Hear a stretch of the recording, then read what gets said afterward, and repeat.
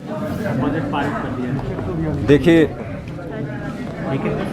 Bharatiya Janata party ने जिस प्रकार के षड्यंत्र रचकर सीआरपीएफ पुलिस लगाकर, हरियाणा पुलिस लगाकर, हेलीकॉप्टर भेजकर जिस प्रकार से सत्ता को हथियाने की कोशिश की, आज वो कोशिश नाकाम हुई है।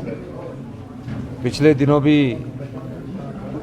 जिन विधायकों की खरीद फरोख्त की बात थी और ये पता लगा, और मैं दावे के साथ कह सकता हूँ कि जिस प्रकार से उन्होंने प्रलोभन दिया होगा उसके कारण कुछ विधायक बिके हैं और हमने उनके खिलाफ डिस्क्वालिफिकेशन मोशन भी लाया है और जिसकी सुनवाई चल रही है। मैं एक बात और कहना चाहता हूँ, लोकतंत्र में हमेशा सत्यमेव जयते होता है, सत्य की जीत हुई है। सभी हमारे जितने भी विधायक थे उन्होंने आज बजट पारित किया। मैं इसके लिए सभी का बहुत बहुत धन्यवाद करना चाहता हूं और निश्चित तौर पर जिस प्रकार सरकार गिराने की साजिश रची गई थी और जो लोग थे उनका भी आने वाले समय में हम भंडाफोड़ करेंगे। निश्चित तौर पर ये सरकार 5 साल चलेगी। आप देखिए, सदन के अंदर पैरामिलिट्री आ रही है, सीआरपीएफ आ रही है।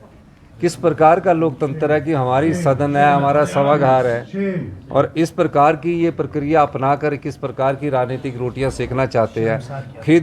खरीदने की कोशिश हो रही थी, रातों रात कितने करोड़ों रुपए की प्रलोभन दी गई। मैं उन्हीं सभी विधायकों का धन्यवाद करना चाहता हूं कि जो जिन्होंने एकजुटता का परिचय दिया। बहुत बहुत धन्यवाद।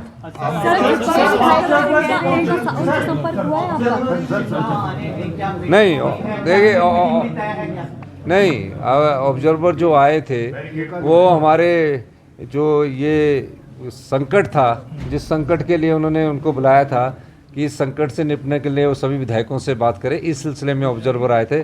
और कई मैंने र्यूमर देखी कि वो चल रहा है कि इस्तीफा दे दिया। जयराम ठाकुर जी कह रहे हैं कांग्रेस पार्टी का फैसला जयराम ठाकुर जी करेंगे। तो इसलिए मैं कहना चाहता हूं कि इस पर संपर्क है इन 6 विधायकों के साथ जो बात, उसमें से एक विधायक ने कहा है कि मुझे माफ़ कर दो, मैंने अपनी पार्टी को बहुत बड़ा धोखा दिया है और मेरे दिल में बहुत बड़ा भार है और मैं उसका नाम नहीं बताऊंगा और मुझसे गलती हुई और इस तरह से उन्होंने मेरे से बात की। लेकिन अब उनका जो केस है वो डिस्क्वालिफिकेशंस का, वो अभी हियरिंग 4 बजे शुरू होनी है। यही मैं कहना चाहता हूँ। बहुत बहुत कह रहे हैं कि सदन में उन्हें निष्कासित किया गया है, कुछ विधायकों को बात तक रखने का समय यहाँ पर देखिए सदन में जिस आपके पास वीडियो फुटेज है, स्पीकर के मार्शल से लड़ाई करना, स्पीकर से लड़ाई करना, हमने कितना शांति का परिचय दिया। हमने हाउस को थोड़ा और लेट किया कि इन सबको उठाओ, स्पीकर के ऑर्डर को मानना पड़ता है। कैसे वो बदतमीजी कर रहे थे, कैसे वो सदन के अंदर नाच रहे थे। तो इस प्रकार की गुंडागर्दी तो नहीं होनी चाहिए ना सदन में। तो हिमाचल तो इस प्रकार की गुंडागर्दी पहले देखी नहीं। हिमाचल तो देवी देवताओं का प्रदेश है, लोकतंत्र की मजबूती का प्रदेश है, और पर इस प्रकार इस प्रदेश की जनता को भी शर्मसार किया है।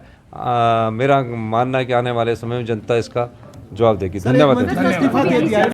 देखिए, विक्रमादित्य जी से मेरी बात हुई है, उनका कुछ कारण था और ऐसी कोई बात नहीं। वो हमारे छोटे भाई है और निश्चित तौर पर जब कोई विरोध आता है, गुस्सा आता है तो उसमें दे दिया जाता है। उस बारे में हम अभी उनसे बात करेंगे। धन्यवाद। देखिए, विक्रमादित्य का इस्तीफा स्वीकार करने का कोई औचित्य ही नहीं है, इसलिए आप ये कहना कि विक्रमादित्य जी का इस्तीफा स्वीकार कर लिया गया है, ऐसी कोई बात नहीं है। उनका स्पीकर कोई औचित्य नहीं। उनसे जो बात मेरी अभी थोड़ी देर हुई थी जब हमारा बजट के वो चल रहा था, लेकिन उतने में स्पीकर साहब आ गए तो उनसे मेरी बात, उनकी कुछ नाराजगी है उसको हम दूर करेंगे। धन्यवाद। अभी कैबिनेट की बैठक नहीं है, क्योंकि कैबिनेट की बैठक कल होगी।